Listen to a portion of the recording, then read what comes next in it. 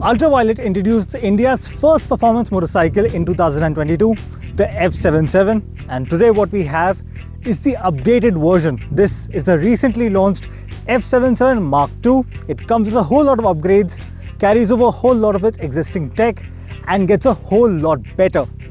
But it's now even more relevant for new buyers, and there's a lot more for Gen 1 buyers as well.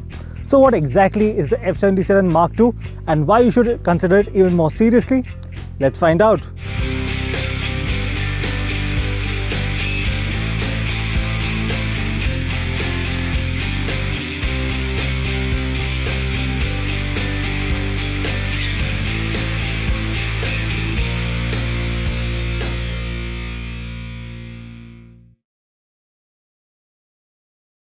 The Ultraviolette F77 Mach 2 builds on the existing tech and design of the Gen 1 version.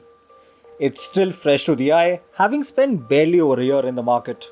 The Mach 2 update brings styling revisions, including a subtly revised fairing with new body graphics and a new rear fender.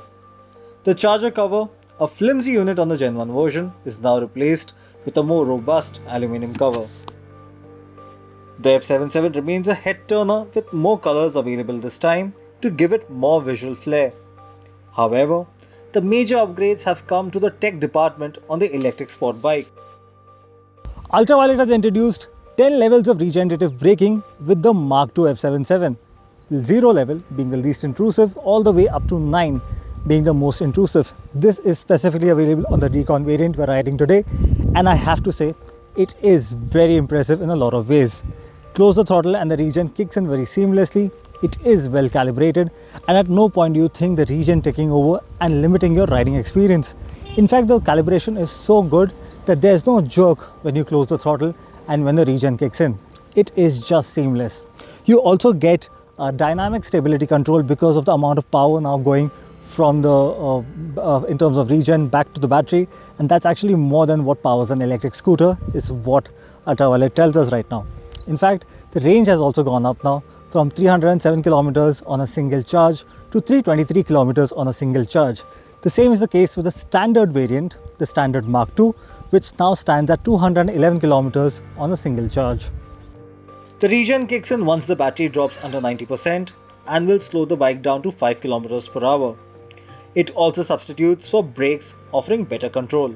Levels 3, 6 and 9 show major differences in how the regen works. Ultraviolette says that level 9 regen can help recover as high as 30 to 35% of energy. That's a claim we'd like to test out once we have the bike for longer. That said, the non-obtrusive nature of the regen modes definitely makes it one of the most impressive features on the new Mach 2. The bike also gets the anti-collision warning system, similar to the emergency stop signal that we see on cars. The bike will flash its lights when the regen kicks in, warning other road users. While the regen remains the big talking point, the Mach 2 also gets more features like switchable dual-channel ABS, a first for any electric bike in India. There's also 3-level traction control, hill hold and more. Ultraviolette has revamped the digital instrument console as well, that gets a new user interface and different visual modes to choose from. Moreover, Ultraviolette has introduced the new Violet AI that can compute over 3000 data points per second to give you a load of information about your riding style, range, and overall telematics. The system will be able to give you suggestions like the optimal mode to ride in, which regen level to use, and more based on your riding style. The bike also now gets tow and movement alert that will warn owners if their F77 is being tampered with. The F77 Mach 2 continues to be an entertaining motorcycle, much like the Gen 1 version. Power and torque figures have gone slightly up, but overall performance remains by and large the same.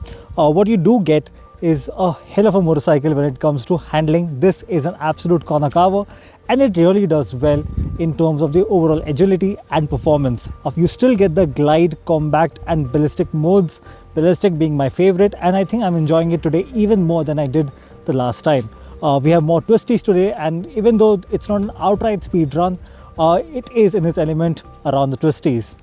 What I do think could have been better is the weight of the motorcycle. This is front heavy, with that battery pack being the biggest contributor in terms of the overall weight, and I do think a slightly lighter curve weight would have helped make it more nimble. This is of course an agile motorcycle and there's no doubt about that, but slightly lighter would have definitely made it a better package overall in terms of riding experience. When you're taking turns or when you're moving the bike in parking, trying to get it on, just push it along from one pace to another, that's where you feel the weight of it in the literal sense. Of course, you do get park assist, so there's a reverse mode and a forward mode, but even then, this is a heavy motorcycle and you do not want to feel all that weight. That's really where the electrification of this bike comes in, because in other sense, it is fantastic and comparable to a lot of other motorcycles in the 400 to 500cc segment that are doing so well right now. Ride quality remains impressive and there's a good balance between handling and comfort. The seat has ample room to move around, although the cushioning on a test bike was harder than what we remember on the Gen 1 version. Ultraviolette hasn't forgotten its Gen 1 customers either.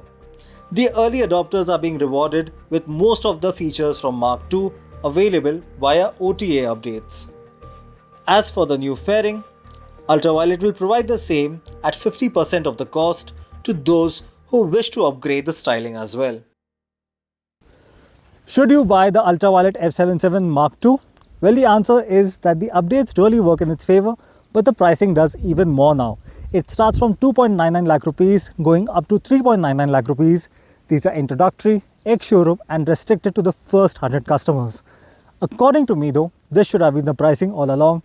It would have made the F77 a lot more competitive right from the start.